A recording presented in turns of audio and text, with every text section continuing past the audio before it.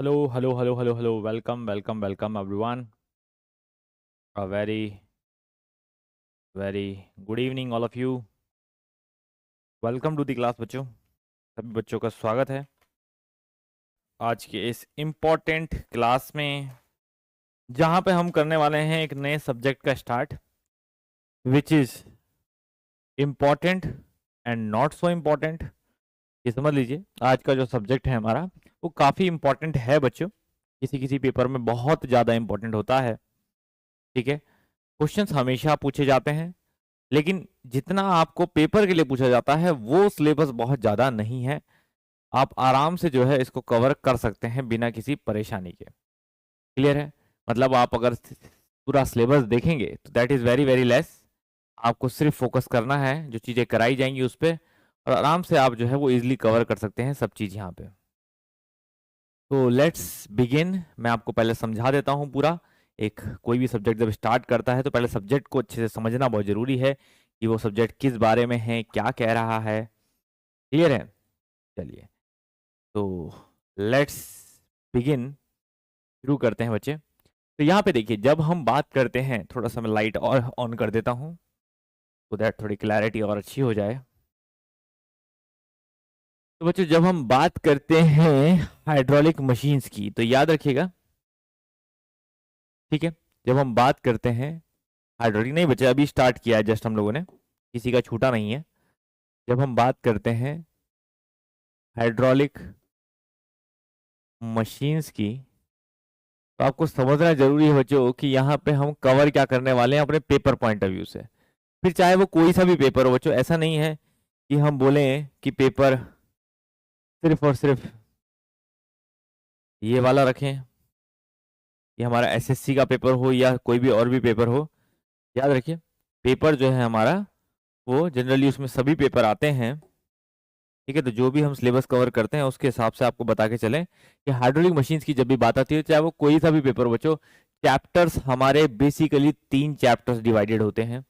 यहाँ पे कौन कौन से वो 3 चैप्टर्स होते हैं? तो बच्चों, सबसे इंपॉर्टेंट आता है आपका basics of hydraulic machine. Basics of hydraulic machine. ठीक है, इसमें सारा हम बेसिक कवर करते हैं. That is the first chapter, basic of hydraulic machine.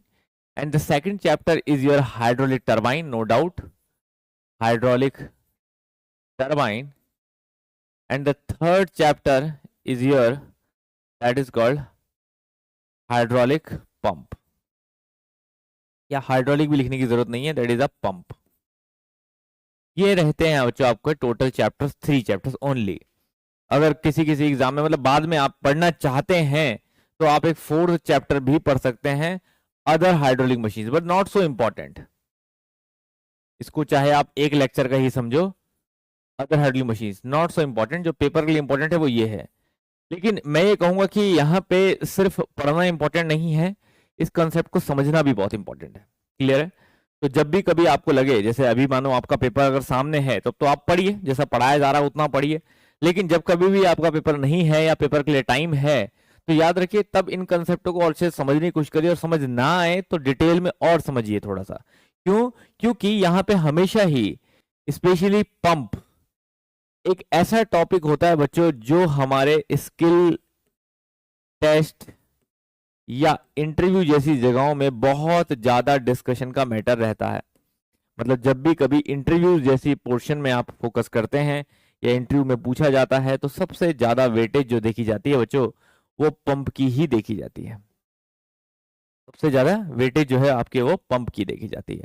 तो मैं कहूंगा सबसे इंपॉर्टेंट ये है. लेकिन अगर हम एमसीक्यू एग्जाम की बात कर रहे हैं तो these 2 portions are only the important portion. MCQ exams की बात करेंगे, चाहे आप एसएससी ले लें, कोई स्टेट लेवल ले लें, ठीक है, या फिर आप कोई पीएसयूज ले लें, always these 2 cases are very important. That's the turbines and the pumps only.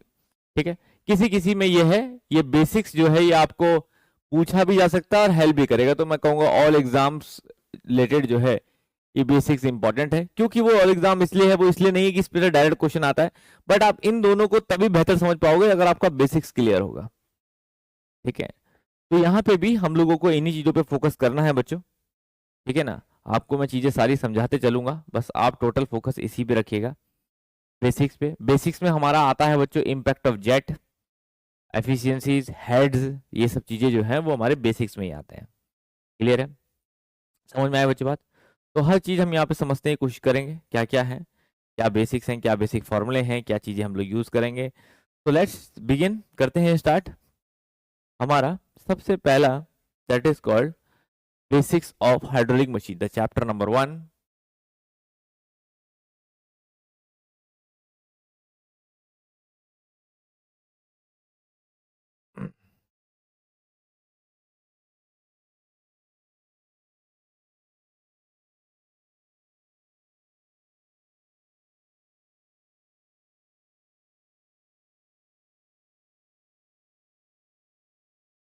एक सेकंड बच्चों।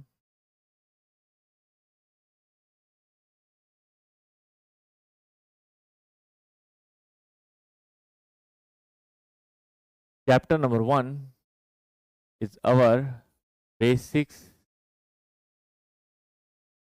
of hydraulic machines।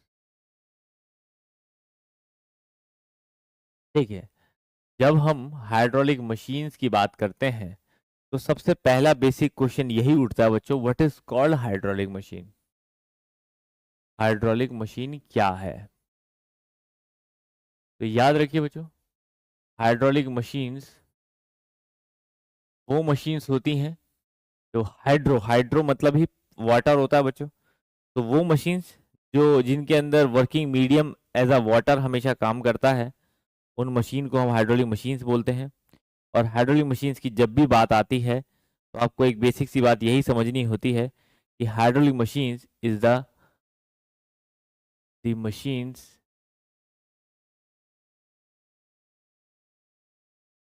which shows the conversion of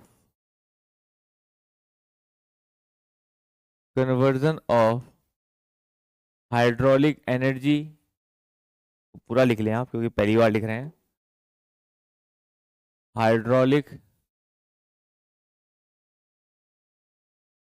energy to mechanical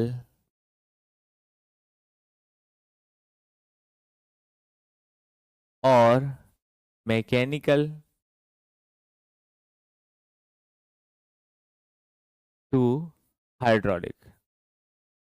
याद रखिए बच्चों, यहाँ पे हाइड्रोलिक मशीन्स वो मशीन्स होती हैं जो कन्वर्जन करती हैं hydraulic energy to mechanical energy, और इसका उल्टा भी कर सकती है, mechanical energy to hydraulic energy.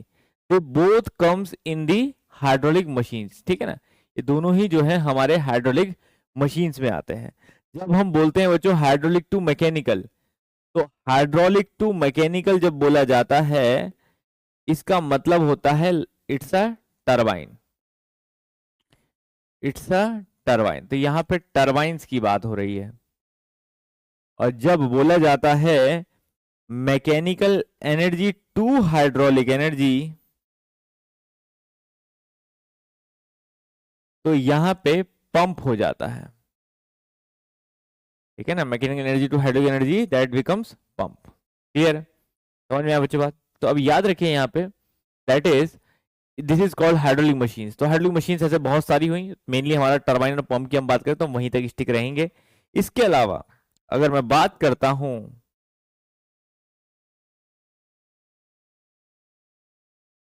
मान लीजिए if I will talk about the turbines और पंप, तो जो कॉमन चीज निकल के आती है वो ये आती है कि in all these cases water comes in contact with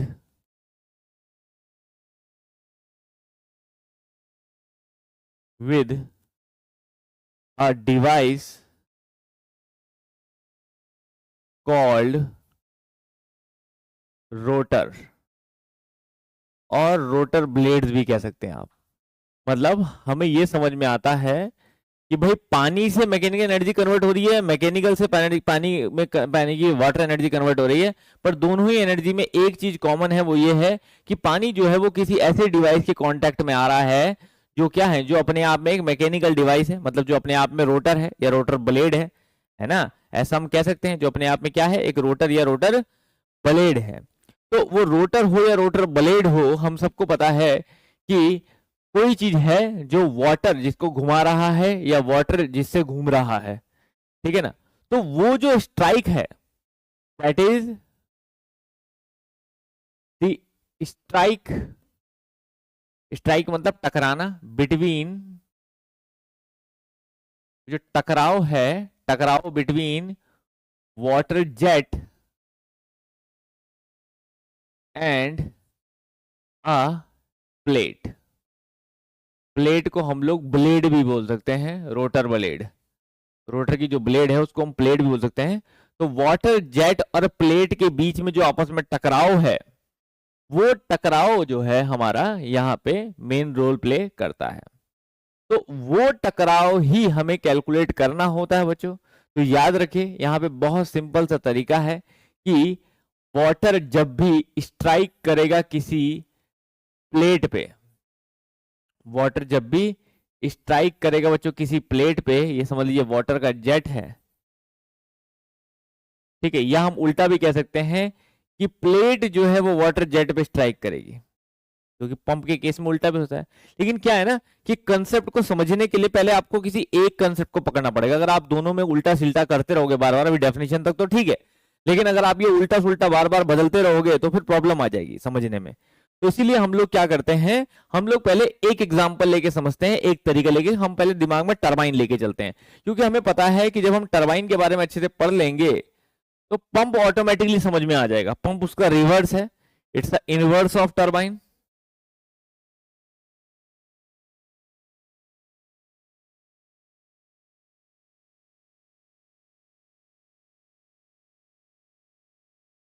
it's the inverse of turbine.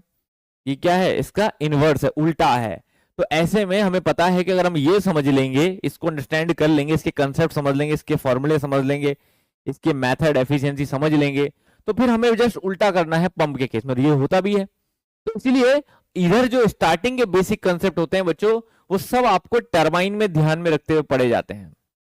इसीलिए मैं बोल रहा हूं कि वाटर स्ट्राइक कर रहा है प्लेट पे, we take it as a example कि हमारा क्या हो रहा है, वाटर स्ट्राइक ऑन प्लेट। तो हम यहां पे ऐसे ही बोलते हैं, that is the jet of water strike on plate. तो तब ये जब दोनों टकराते हैं तो दो चीजें होने के चांसेस हैं। एक, जेट कितना फोर्स लगाएगा प्लेट पे, force applied by jet on a plate, ठीक है, एक तो ये हुआ।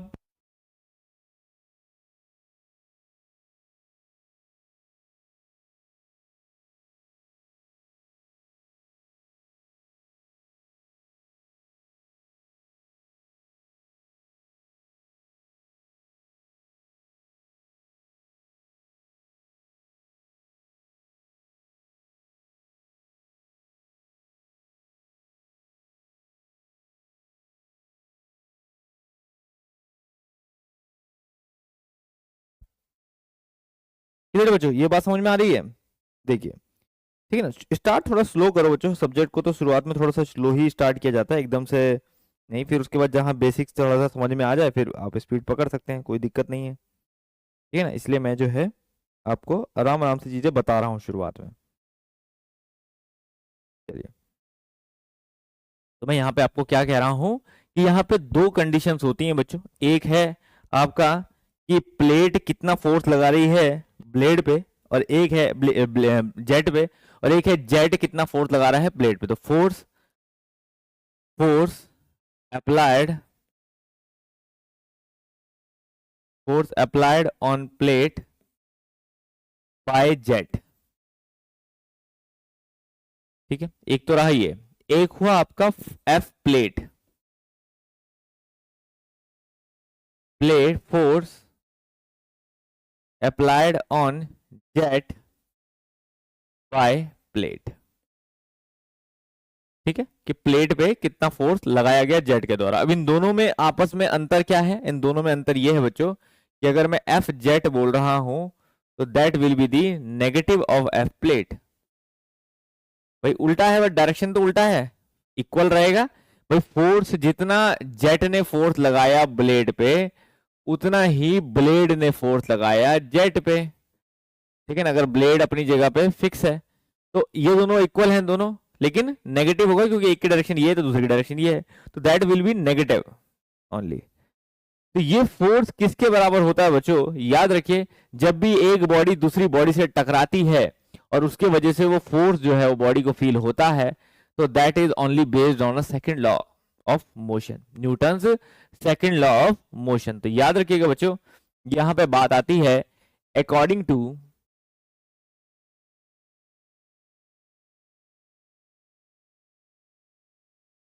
Newton's second law of motion, according to Newton second law of motion. जब हम न्यूटन की सेकंड लॉ ऑफ मोशन की बात करते हैं, व्हाट वी फील कि फोर्स इज इक्वल टू होता है बच्चों हमेशा rate of change of linear momentum.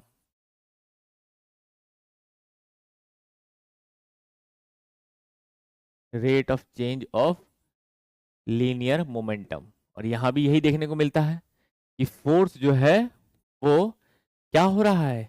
Rate of change of final momentum minus initial momentum, ठीक है।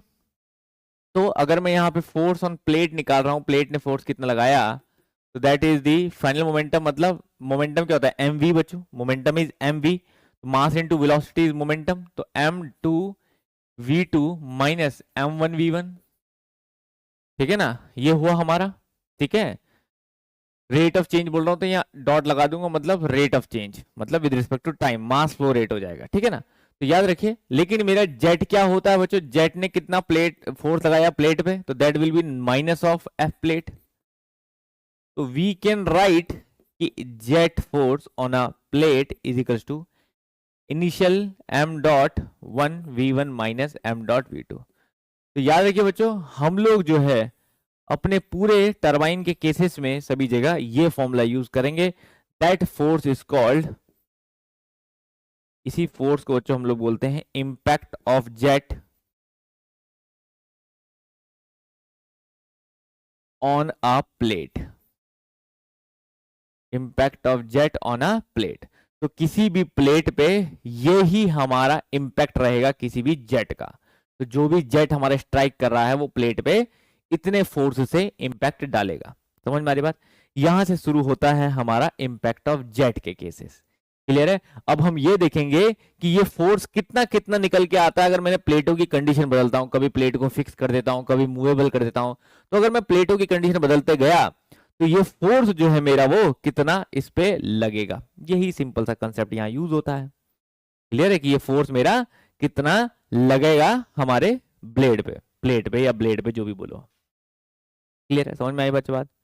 तो ऐसे में we will start from one by one case, एक एक करके केसेस से स्टार्ट करते हैं और निकालते हैं कि कितना कितना ये फोर्स रहेगा, ठीक है। तो सबसे पहला लेते हैं बच्चों the first case, the first hour case is called, जो फर्स्ट हमारा सबसे पहला केस होता है वो हम लोग लेते हैं,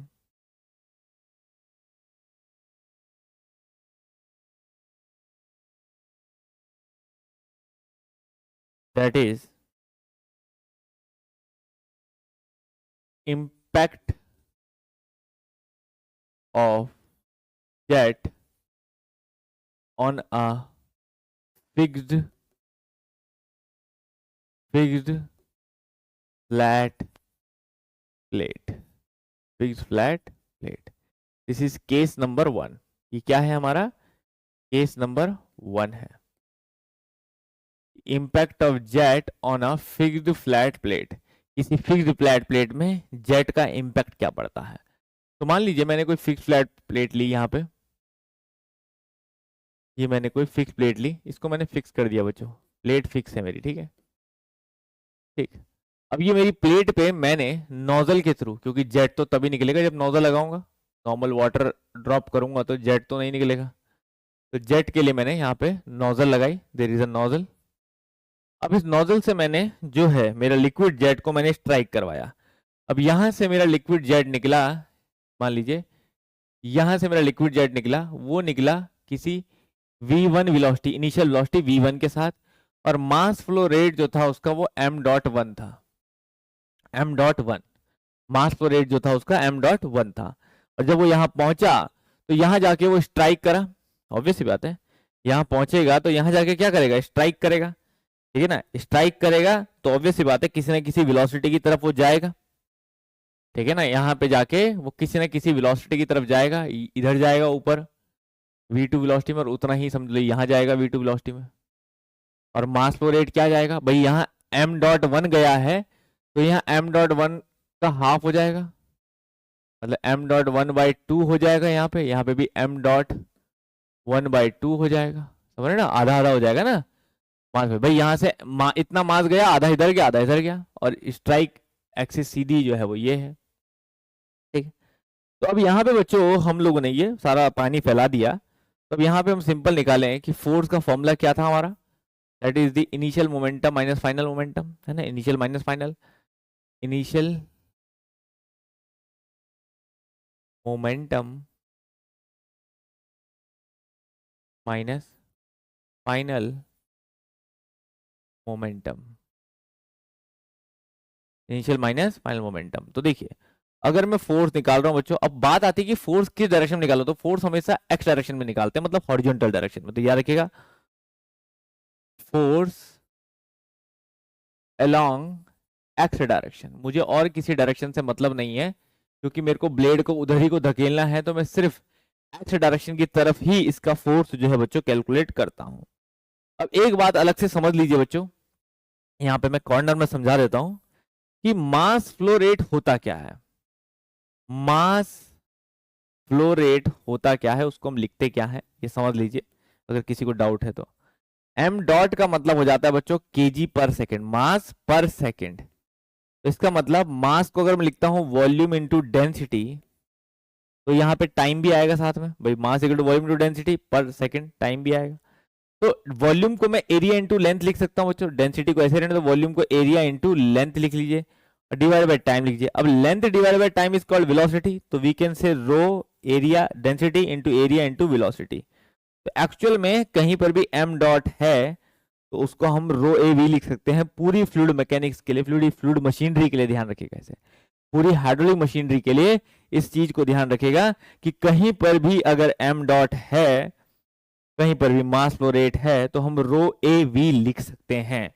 हमेशा ध्यान रखना है इस चीज को कि we can write rho A v always, ठीक है, समझ आ रही बात। तो देखिए अब ये है हमारी बच्चों वाई डायरेक्शन, वर्टिकल वाली डायरेक्शन जो है वो हमारी वाई डायरेक्शन है, ये डायरेक्शन है हमारी एक्स डायरेक्शन है, ठीक है। तो हम इंपैक्ट देख रहे हैं एक्स डायरेक्शन में सबसे पहले। तो देखिए इनिशियल मोमेंटम क्या है बच्चों, इनिशियल मोमेंटम है m.1 v1, m.1 v1। Final minus final momentum, final momentum क्या है, फाइनल मोमेंटम दो है बच्चों, आधा उधर गया आधा इधर, तो दोनों को ऐड कर देता हूं मैं, m.1/2, 1 लिखने की जरूरत नहीं बच्चों, m डॉट लिख सकते हैं आप, क्योंकि यहाँ पे मैंने हाफ ही किया है ना उसका, तो मैं सिर्फ ऐसा लिख रहा हूं,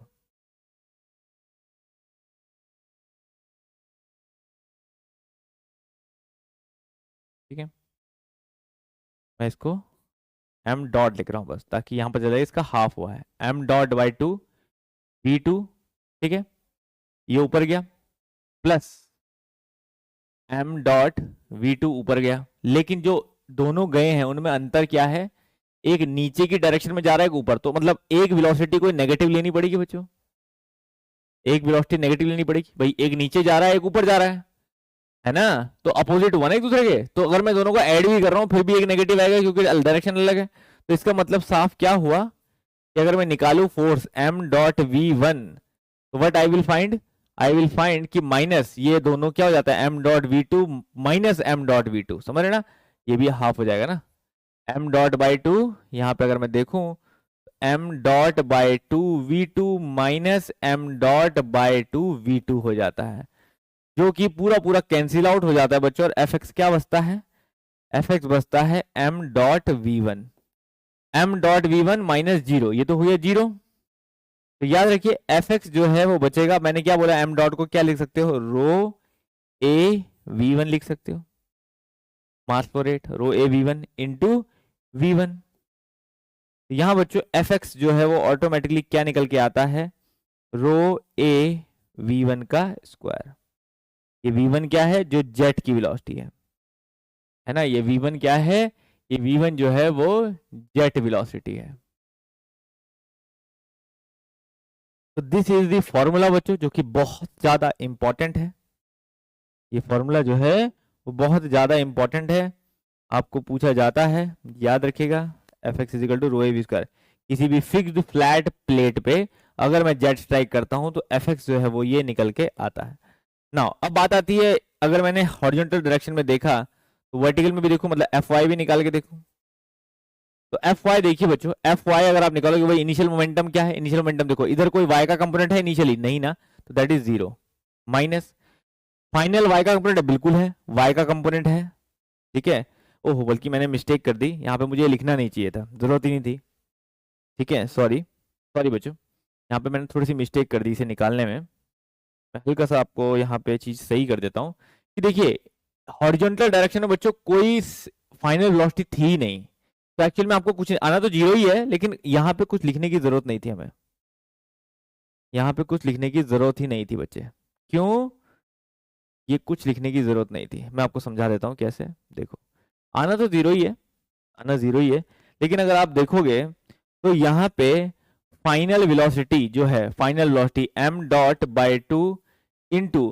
हॉरिजॉन्टल डायरेक्शन में बच्चों एक्स डायरेक्शन में कोई फाइनल वेलोसिटी नहीं है, तो इट विल बी जीरो, सीधा जीरो ही आना था, minus m dot by two into zero, यहाँ पे कोई भी वेलोसिटी नहीं है बच्चों एक्स डायरेक्शन में, सॉरी हाँ मैंने वहां पे थोड़ा सा जल्दी गलती कर दी है, समझो इस बात को, ठीक है, कि एक्स डायरेक्शन में वेलोसिटी v1 है इनिशियल, लेकिन फाइनल एक्स डायरेक्शन में फाइनल वेलोसिटी v2 कोई नहीं है बच्चों एक्स डायरेक्शन में, ठीक है ना, समझ रहे, तो ये पहले ही जीरो हो जाना था, इसमें और कुछ करने की जरूरत नहीं, ना साइन चेंज ना कुछ कुछ नहीं, जीरो हो जाता सीधा, लेकिन जब मैं एफ वाई निकाल रहा हूं तो ये बात समझिए, एफ वाई में इनिशियल, अब इनिशियली कोई वर्टिकल कंपोनेंट नहीं है, अब एफ वाई में आप देख रहे हो इनिशियली कोई वर्टिकल कंपोनेंट नहीं है, अब इनिशियली कोई वर्टिकल कंपोनेंट नहीं है तो जीरो, माइनस फाइनल कंपोनेंट है बिल्कुल है, क्या है m डॉट, अब यहां लिखोगे आप m dot by two v one v two minus plus minus of m dot by two we two, अब जो मैंने समझा रखा था वही ये बात, ठीक है ना, कि फाइनल में वर्टिकल कंपोनेंट दो हैं वो भी अपोजिट डायरेक्शन में, तो हमने अपोजिट ले लिए, तो यहां पे आप खुद देखोगे बच्चों एफ वाई इजिकल टू क्या आ जाएगा, ये भी जीरो हो जाएगा, ये भी जीरो है, तो इट विल बिकम जीरो, तो मतलब इसका मतलब हो जाता है, इसका मतलब क्या हो जाता है बच्चों, ध्यान से समझिएगा कि इसको कंक्लूजन आप लिख सकते हैं, conclusion of case number one, case number one का कंक्लूजन क्या कहता है बच्चों, केस नंबर वन का कंक्लूजन ये कहता है, ठीक है, केस नंबर वन का कंक्लूजन क्या कहता है कि when a jet strike on fixed flat plate, fix flat plate ऐसी है बच्चों जो दीवार पे पानी मार रहे हैं हम जेट, बस तो फिक्स्ड फ्लैट प्लेट पे जब कोई जेट स्ट्राइक करता है, when a jet strike on a fixed flat plate,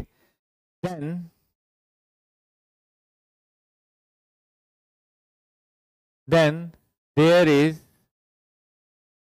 only a horizontal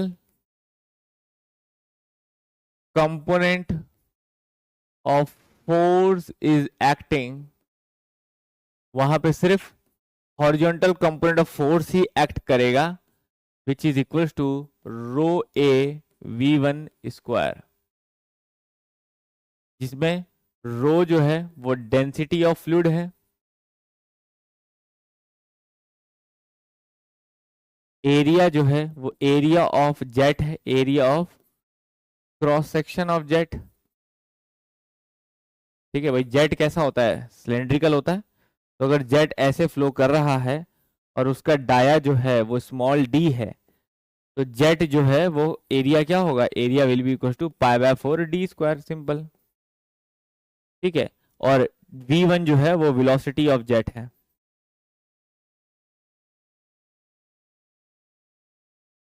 ये रहता है बच्चों। ठीक है, दिस इज द कंक्लूजन कि then the computer force is acting on your horizontal and the vertical force is zero. Vertical force जो होगा वो जीरो होगा, एफ वाई जो हमने भी निकाला है, that F y will be zero. Sir V2 up and down same रहेगा। हाँ बच्चे, वो तो हमें मानना ही पड़ेगा। देखो वो तो हमें मानना ही पड़ेगा कि यहाँ पे ये तो हमने मानना ही पड़ेगा कि मास फ्लो रेट बराबर जा रहा है दोनों तरफ, मतलब सिमेट्री तो हमें लेनी पड़ेगी। अगर वो अलग अलग हो जाएगा फिर वो भी सॉल्व हो जाएगा, बट वो केस हो जाएगा, फिर वो स्टैंडर्ड केस नहीं है। ठीक है, स्टैंडर्ड केस में हम एजम्पशन यही मानते हैं कि जब स्ट्राइक होता है तो दोनों तरफ बराबर जाता है, मतलब प्लेट को हम स्मूथ मान के चल रहे हैं तो दोनों तरफ जो है वो बराबर ही जा रहा है। ठीक है, तो ये हमने माना है बिल्कुल बच्चे। ठीक है, अगर चेंज होगा तो फिर कैलकुलेशन में चेंज हो जाएगा, वो अलग करना पड़ेगा, स्टैंडर्ड केस में नहीं आएगा। फिर क्लियर है, क्योंकि चेंज हो भी सकता है, ऐसा नहीं है कि चेंज नहीं हो सकता, it will B, it will B. ठीक है ना, वो चेंज हो भी सकता है। क्लियर है, बस आपको ये समझना होगा कि अगर नहीं है तो तब आपको क्या करना है। क्लियर है बच्चे, समझ में आई बात? ठीक है, इतनी बात समझ में आ गई ना। अब यहाँ पे बच्चों सेकंड केस की तरफ हम लोग चलते हैं। 2 दिन का है बच्चों, बस इंपैक्ट ऑफ जेट पूरा निपट जाएगा। सेकंड केस की तरफ हम लोग चलते हैं कि when case number 2 impact of jet on a fixed inclined plate। अगर हमारा फिक्स्ड इंक्लाइन प्लेट हुआ तो जेट का इंपैक्ट क्या होगा। फिक्स्ड इंक्लाइन प्लेट मतलब कोई प्लेट है जो फिक्स है लेकिन इंक्लाइंड है, ऐसे किसी थीटा एंगल पे इंक्लाइंड है, और पानी जो है हमारा वो सामने से स्ट्राइक कर रहा है लाइक दिस। v1 वेलोसिटी से, मास फ्लो रेट m डॉट है। ठीक है ना, ये हमारे पास केस है बच्चों। क्लियर है, तो अब ऐसा अगर हमारे पास केस आएगा तो what we have to do, हमें क्या करना पड़ेगा, हमें ये लेना पड़ेगा कि if this is the theta then this is also theta. अगर ये थीटा है तो ये भी थीटा होगा, और ये थीटा है तो इसके परपेंडिकुलर क्या होगा, अगर मैं इसके परपेंडिकुलर ड्रॉ करूं कोई, तो ये एंगल क्या होगा, ऑब्वियसली बात है, इसके परपेंडिकुलर है तो ये एंगल 90 है, और this will become 90 minus theta. ये क्या बन जाएगा, 90 माइनस थीटा। समझ में आई बच्चों बात, जो मैंने किया अभी ये चीज समझ में आई आपके? ठीक है, तो अगर मैं यहाँ से बोल रहा हूँ, यहाँ से v वेलोसिटी जा रही है, v1 वेलोसिटी या v वेलोसिटी बोले, तो यहाँ पे क्या होगी velocity, v1 cos 90 minus theta होगी। होगी नहीं होगी, यहाँ पे कंपोनेंट क्या आएगा, v1 cos 90 माइनस थीटा आएगा, विच इज इक्वल टू, वो किसके बराबर है बच्चों, v1 sin थीटा के, that will be equal to v1 sin theta. इतनी बात समझ में आई? तो अगर मैं बोलूं यहाँ मैं इसके हॉरिजॉन्टल के अलोंग फोर्स ना निकाल के मैं इसके नॉर्मल के अलोंग फोर्स निकालूं, ये नॉर्मल डायरेक्शन है मान लीजिए, इस नॉर्मल डायरेक्शन के अलोंग फोर्स निकालूं, मतलब force along direction normal to the plate,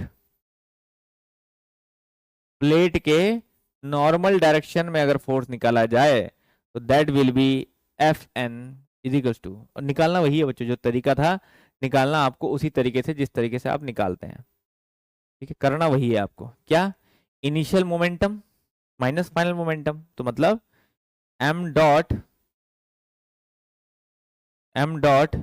v1 initial momentum है, m डॉट v1, लेकिन ये v1 क्या है स्टार्टिंग में, v1 साइन थीटा है, m dot v1 sine theta, याद रखिएगा, दिस इज द इनिशियल, क्या है ये, इनिशियल मोमेंटम है m dot v1 sine theta, minus minus m dot, अब देखिए क्या नॉर्मल डायरेक्शन में कोई फाइनल वेलोसिटी है? नहीं बच्चे, नॉर्मल डायरेक्शन में कोई फाइनल वेलोसिटी नहीं है, इस डायरेक्शन में कोई वेलोसिटी नहीं है, तो मतलब यहाँ पे क्या हो जाएगा, that will be zero, that will be zero, इस डायरेक्शन में तो कोई भी वेलोसिटी नहीं है ना, तो दैट विल बी जीरो। तो यहाँ पे नॉर्मल हमारा एफ एन जो आता है वो क्या निकल के आता है, m dot v one sine theta, we can say F N is equals to, m dot को खोल दो, रो ए वी वन का स्क्वायर, इतना तो देखो फिक्स प्लेट में था, साथ में बस साइन थीटा आ गया। तो जो नॉर्मल फोर्स प्लेट पे लगेगा बच्चों, वो लगेगा हमारा rho A V one square sine theta, rho A V one square sine theta, this is their normal component. अब आपकी बारी आती है कि ये तो मैंने नॉर्मल टू द प्लेट निकाला, ये तो मैंने निकाला normal to the plate force, लेकिन अगर मैं अभी भी पूछूं हॉरिजॉन्टल फोर्स क्या होगा, वर्टिकल फोर्स क्या होगा, अगर मैं अभी भी पूछूं horizontal component of force F x, तो देखो अब सिंपल तरीका बच्चों, आपने एफ एन निकाल दिया, दिस इज एफ एन, इसके अलाउंग क्या लग रहा है, एफ एन लग रहा है, इसके अलाउंग क्या लग रहा है, एफ एन, ठीक है ना, ये थीटा है, ये 90 माइनस थीटा है, ये भी 90 माइनस थीटा होगा बच्चों, है ना भाई, ये 90 माइनस थीटा, ये भी 90 माइनस थीटा होगा, तो आप यहाँ पे क्या निकालोगे, F x is equal to, देखिए अब यहाँ पे अगर मैं बोलूँ इसके अलाउंग, तो ये हो जाएगा मेरा एफ एन, ये 90 माइनस थीटा बच्चों, तो बताओ यहाँ पे एफ एन क्या हो जाएगा, मैं थोड़ा पेन चेंज कर देता हूँ, इस एफ एन को मैं रिजोल्व कर लूं तो F N cos 90 minus theta, it will become F N sine theta बच्चों। तो हॉरिजॉन्टल कंपोनेंट क्या लग रहा है, देखो एफ एक्स डायरेक्शन में एफ एन साइन थीटा, तो याद रखिए यहाँ पे ये लग रहा है बच्चों f x equals to f N sine theta, तो f x equals to f n आपने निकाल दिया, rho A V one square sin theta into sin theta, it will become sin square theta, that is the horizontal component of force, force का fx जो है वो लगेगा हमारे पास rho A V one square sine square theta, और जब मैं fy निकाल दूंगा बच्चों तो fy क्या हो जाएगा, fy हो जाएगा इसका वर्टिकल कंपोनेंट, अब देखो ये इधर रिजॉल्व हुआ तो इधर क्या होगा, वर्टिकल ऐसे होगा, या तो fy या ऊपर निकाल लो, तो fy will become fn sin 90 minus theta, it will become fy is equals to fn rho a v1 square sin theta, sin 90 minus theta is cos theta, it will become rho a v1 square sin theta cos theta। तो बच्चों याद रखिएगा very very important relations are these, कि horizontal component of force क्या होगा, vertical component of force क्या होगा, और नॉर्मल फोर्स क्या होगा। तो सबसे इंपॉर्टेंट तो यही पूछा जाता है कि नॉर्मल टू दी प्लेट कितना फोर्स लगेगा, ठीक है ना, नॉर्मल टू दी प्लेट जो है वो कितना फोर्स लगेगा, क्लियर है, समझ आई बात। तो बेसिकली हमसे ये पूछा जाता है, लेकिन अगर हमसे पूछा जाए कि हॉरिजॉन्टल और वर्टिकल क्या होगा, तो तब आप यहाँ पे देख सकते हैं हॉरिजॉन्टल वर्टिकल कितना आ रहा है, क्लियर है। तो याद रहेगा बच्चों ये सभी इंपॉर्टेंट रिलेशंस हैं, जो अब लास्ट में मैं एक टेबल भी बनवा दूंगा जिससे आपको याद करना आसान हो जाएगा, ठीक है ना।